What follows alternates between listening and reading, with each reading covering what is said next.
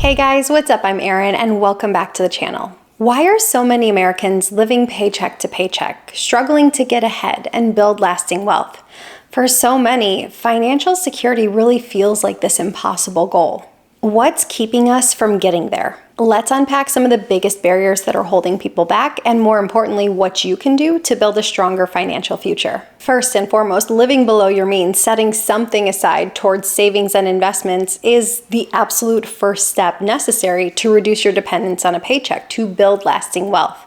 But truth be told, for many, there are significant barriers to entry when it comes to building wealth. I do believe that it's possible to overcome these barriers. I think you have to know what they are, and I think the key is discipline. So you have to stick with it. Doesn't mean it's easy, but it's absolutely possible. And as long as you follow the steps, it's simple to do. The financial services industry often caters to those who already have money, which can be really frustrating to those who are just getting started. For instance, one of my favorite index funds out there, the Vanguard Total Stock Market Fund, has a $3,000 minimum initial investment. For many, saving up that initial $3,000 just to get started can be a real challenge, and it can keep people from investing long before they otherwise would have preferred to get started. But the good news here is that you can buy a nearly identical fund in ETF form or an exchange-traded fund.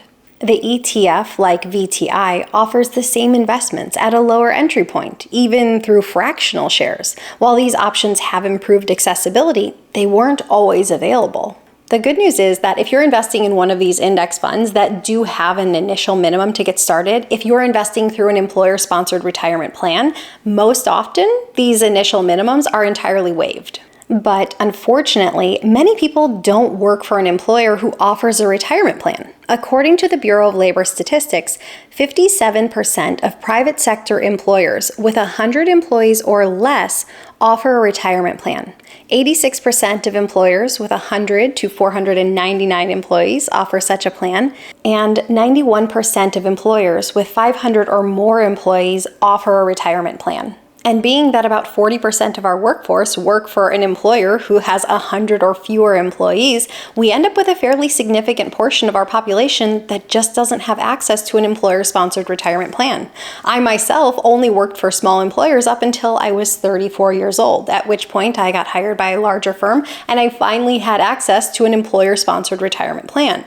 At which point, that was a simple IRA. I was able to max it out for 1 year, and then I stepped away from that employer to start my own business. And truth be told, investing has come such a long way in terms of cost. There used to be significantly more barriers to entry in terms of time and money. Nowadays, you can simply log on to a platform online and you can make an investment with, say, as little as $20, and that can be done in a matter of moments. Whereas in the past, everything had to be done through a broker and there were significantly more transaction costs. Another barrier to entry that I don't think gets talked about enough is that many financial advisors or financial planners won't even work with an individual who has assets below a certain threshold. So if you're nearing retirement and say have $500,000 in investments or less than $1 million, a financial planner might not even take your phone call, let alone a meeting with you. And the fact of the matter is, this is most retirees. And a lot of this has to do with the fee structure that's common in the industry, and a big reason as to why I never became a practicing financial planner even after completing the degree and the coursework necessary for it. Most advisors charge a percentage of assets under management, and if you have what are deemed to be assets that are on the lower end of the spectrum, they simply view it as not being worth their time. So with this kind of mentality, we end up boxing out a huge segment of the population from getting financial answers from a qualified professional. And maybe they're left to doing research on their own, or maybe they have a family member or a friend that they can reach out to. But there's definitely a lot of barriers that are put in the way that make it harder for people with lesser financial means to get the answers they truly want. I think financial education has come leaps and bounds in recent years, but I still don't feel like it's as widely dispersed as it should be. There's always room for improvement in this area. Pew Research indicates that only about 1/3 of U.S. adults have investments outside of a traditional employer-sponsored retirement plan or outside of an IRA. But if you dig further into the details, you see that 55% of these people with investments outside of a traditional retirement account, they are also the ones funding a retirement account. Also, only about 40% of U.S. households have an IRA. meaning that a shockingly small percentage of people actually seek out building wealth and putting away money into investments on their own accord.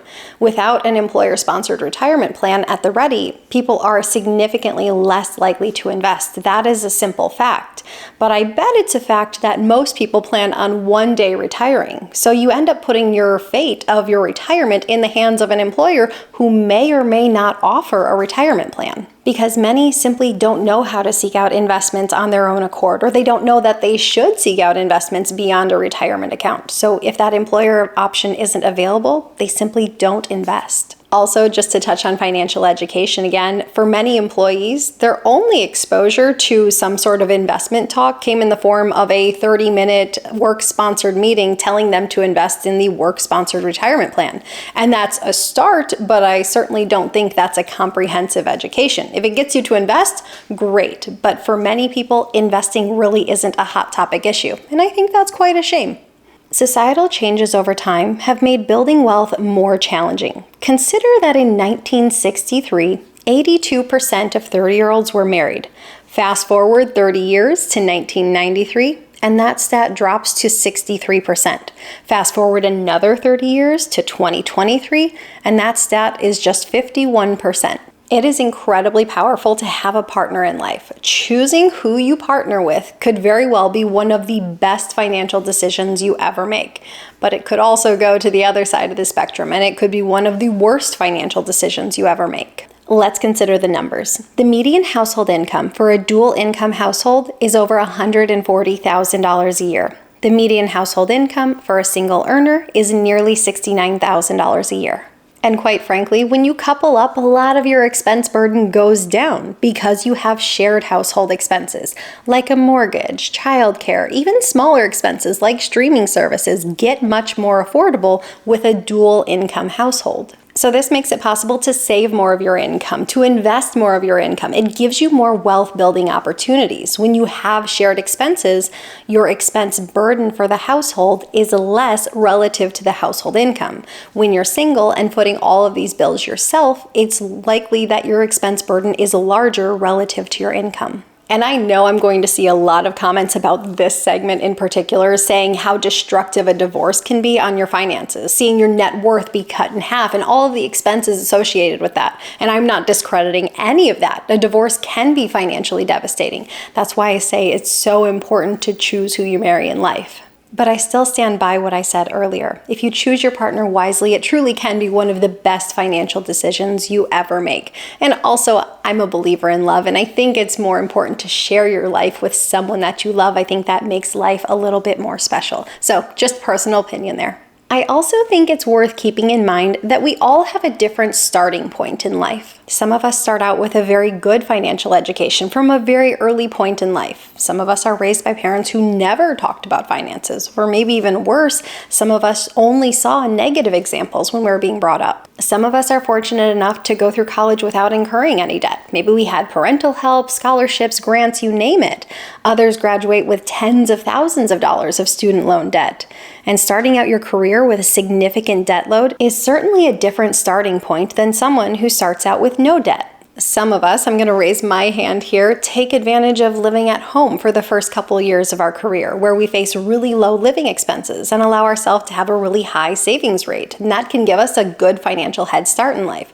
Others move out straight away at 18. Fast forward in life, and some people end up being single parents, footing heavy bills, feeling like they're working long hours, but there's never enough time and never enough money. Our financial starting points vary widely. We all have different advantages and challenges. And while I do believe we are all responsible for our own finances, that doesn't discredit that we all have very different paths, and some paths are harder than others. My whole goal with my channel is to empower people to have the knowledge to make an informed financial decision that puts them in a better position today and a better position down the road.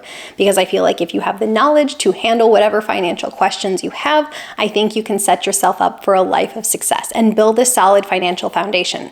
So what are your take on these? Leave them in a comment down below. I post new videos every single week. If you got anything at all out of this one, please give it a like. If you're new here, please consider subscribing, or if you know of someone who might get something out of this type of content, please consider sharing. I'll see you soon.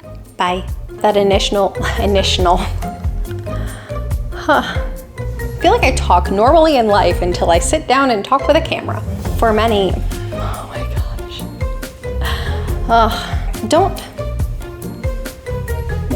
Why I never became a practicing financial planner after completing the coursework. So, oh my gosh, settle down, goodness. But there's always room for improvement. Pew, pew, pew. That's just like all I can think of, like little laser beams. To have more blah, blah.